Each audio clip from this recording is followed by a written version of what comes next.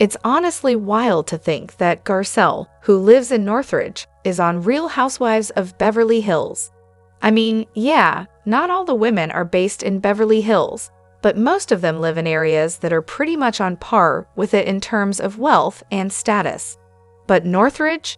Northridge is the definition of middle class, normal people, basically a college town. Encino would make way more sense, even though it was considered a little out there in the beginning. No shade though, I'm a big fan of Garcelle. She's a fantastic housewife, and let's be real, owning 2 homes and being successful is impressive no matter where you are. But as someone who actually lives in LA, I never thought anyone from Northridge would make it onto Beverly Hills. Honestly, they should just change the name to Real Housewives of Los Angeles. Times have changed, and we're not so obsessed with the glitz and glam anymore. The show doesn't even have the same vibe it did when it first started. And hey, Garcelle's living smart. She's a single mom after all. She's probably making smart choices with her money, even though her house is a bit of a trek from Beverly Hills. Kyle and Dorit are in Encino. Does that count as close to Beverly Hills? Boz lives in Hancock Park. Not sure how far that is from BH. But here's the thing. A lot of the women used to live in Beverly Hills, but now they're all scattered around LA. Honestly, Real Housewives of LA would make way more sense at this point. But Beverly Hills still sounds more glamorous, right? Garcelle's house? I actually think it's great. She's clearly living within her means, and I appreciate that. It's in a gated community, so it's nice and secure, but no, it's not exactly next door to the BH mansions. They tried to play it off as Porter Ranch on the show, which is technically next door to Northridge, but let's be real, Northridge isn't even its own city, and neither is Encino. It's all part of Los Angeles anyway. Redfin's got her house estimated at about $1.7 million, which in LA terms is kind of a steal. I know that sounds nuts, but it's true. That's for a 5-bedroom, 5-bath house. My 3-bed, 2-bath near the beach in South Bay is estimated at $1.3 million. But hey, at least you get more space for your money in the valley, just a little extra heat, smog, and traffic to deal with. It probably takes her at least an hour to get to Beverly Hills, which isn't unusual for anyone in Encino either.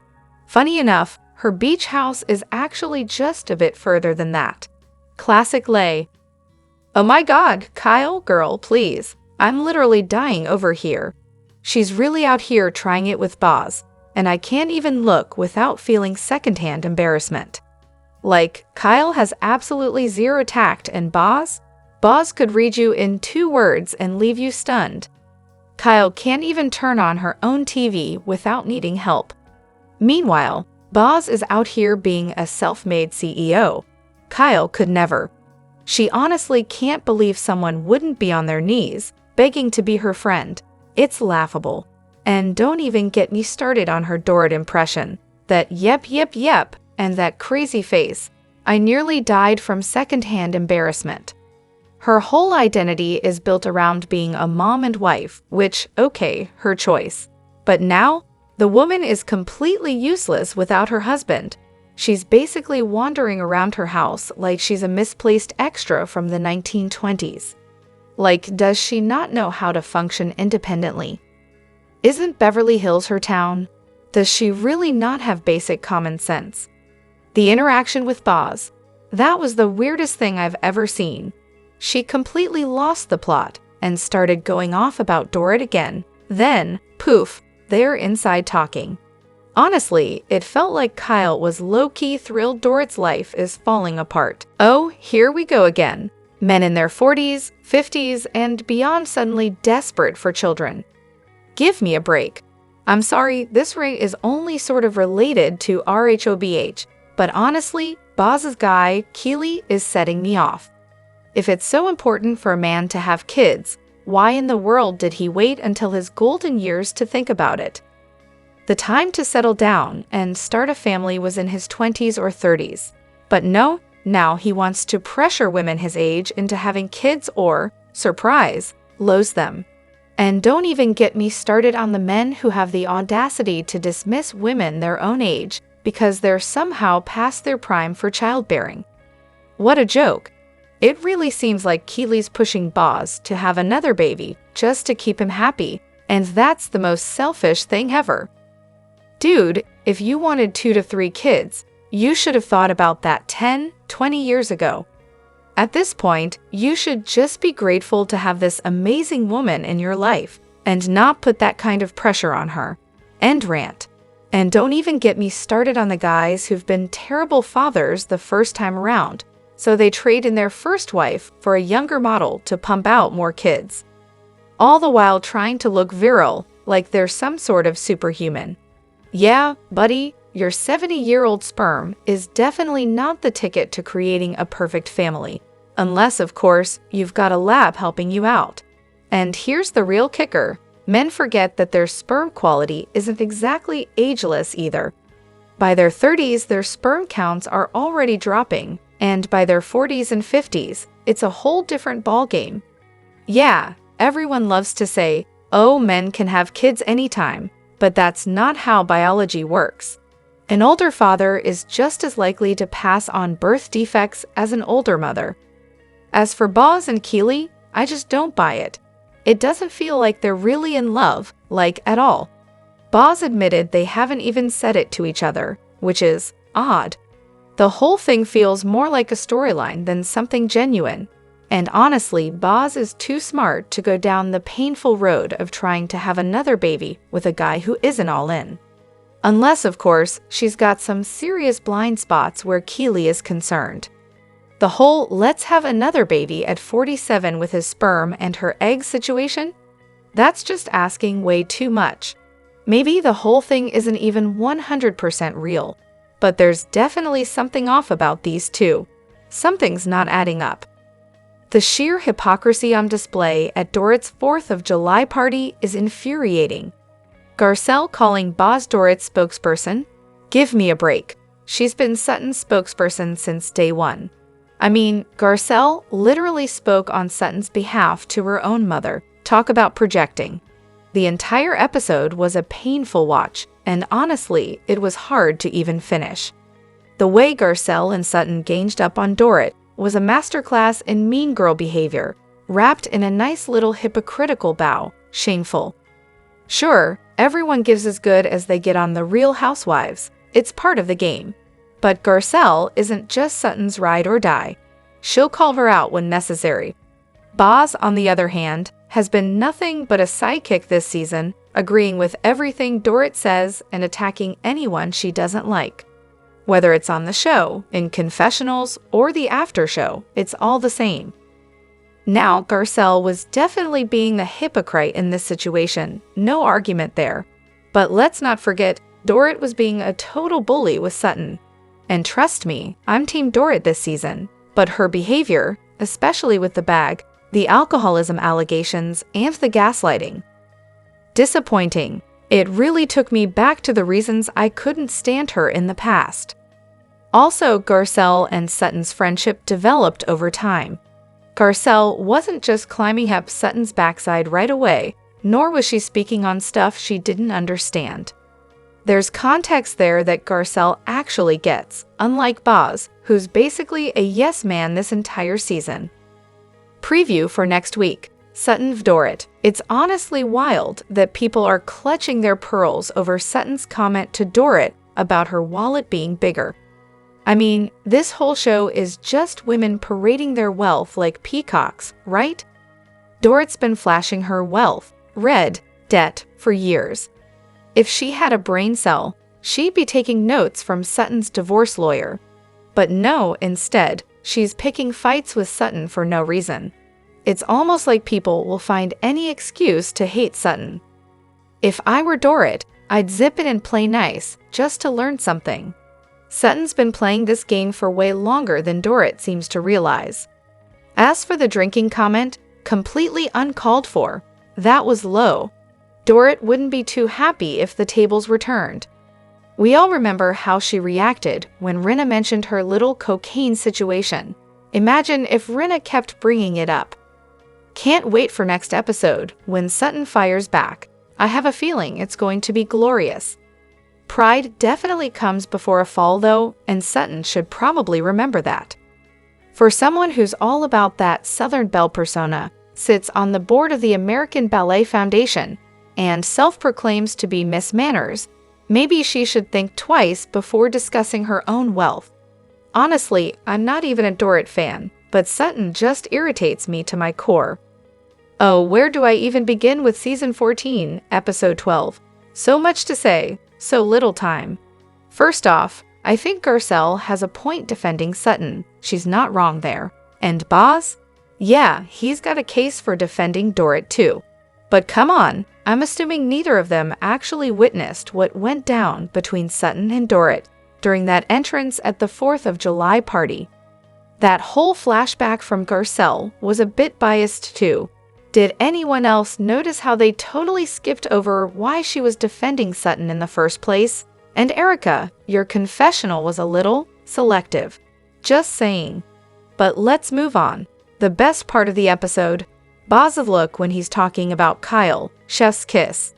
The man really said, Kyle is a little distant, a little cold, and wow, it just perfectly echoes what we've been saying forever on this sub.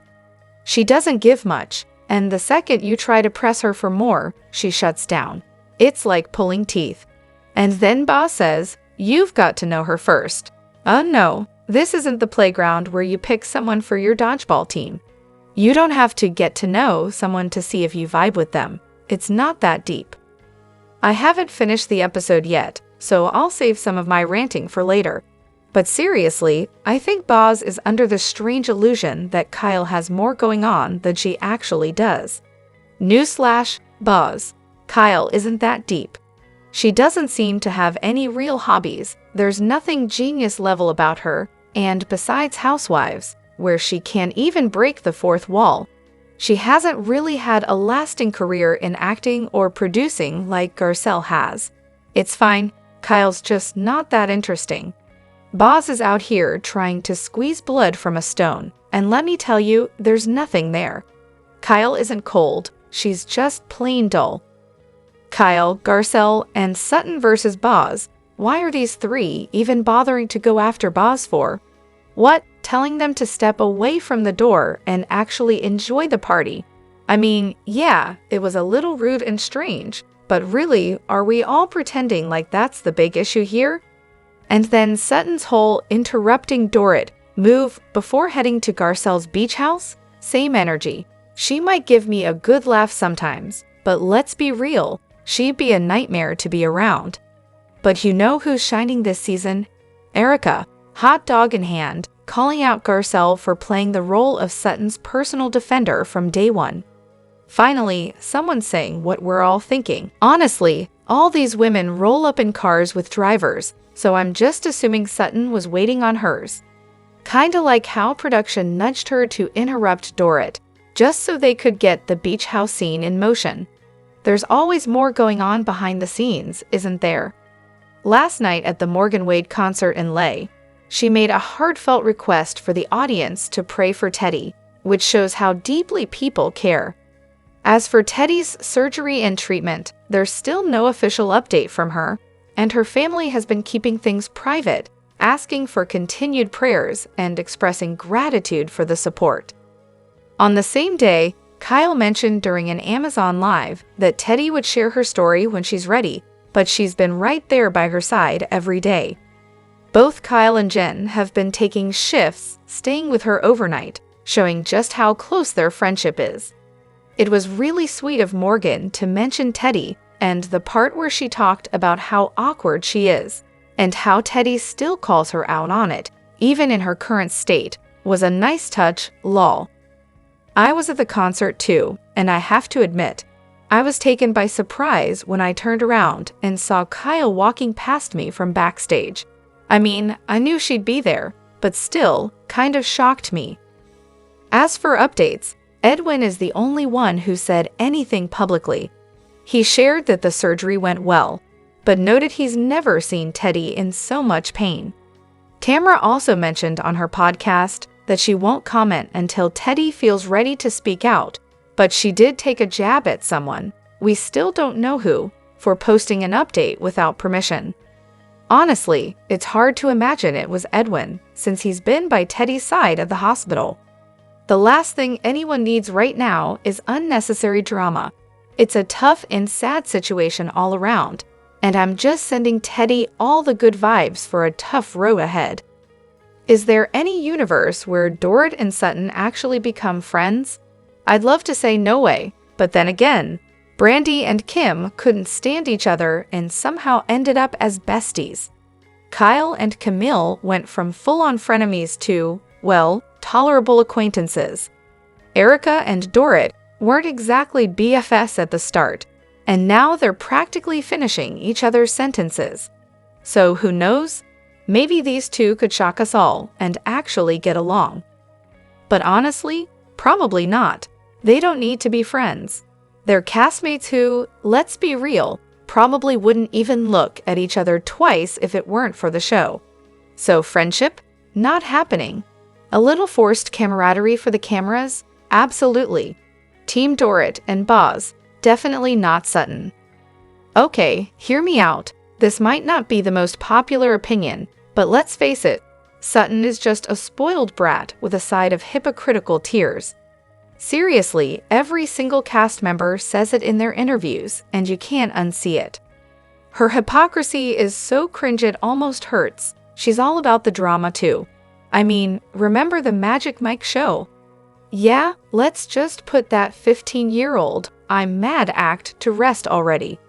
Garcelle has practically been Sutton's mouthpiece for seasons, but then she rips into Beauvais for doing the same thing. Classic. Kyle's out here using her separation as a free pass for everything, yet somehow, Dorit is still the villain. It's like Sutton gets a free pass for her antics, but Dorit can't catch a break. The only redeeming qualities in Sutton are Avi, Garcelle, and maybe Kyle, who are all kind of the mean girl squad.